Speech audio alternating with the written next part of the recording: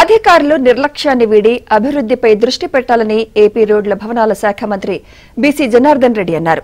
నంద్యాల జిల్లా బనగానపల్లె మండల పరిషత్ భవనంలో నిర్వహించిన సర్వసభ్య సమావేశంలో పాల్గొన్న ఆయనకు టీడీపీ నాయకులు, అధికారులు ఘనస్వాగతం పలికారు.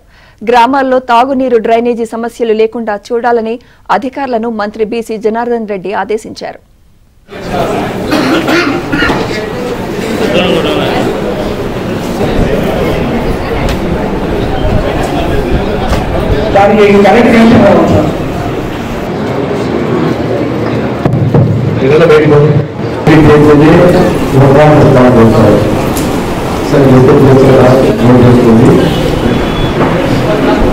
బనగానపల్లె మండల పరిషత్ భవనంలో నిర్వహించిన సర్వసభ్య సమావేశంలో పాల్గొన్న ఆయనకు టీడీపీ నాయకులు, అధికారులు ఘనస్వాగతం పలికారు.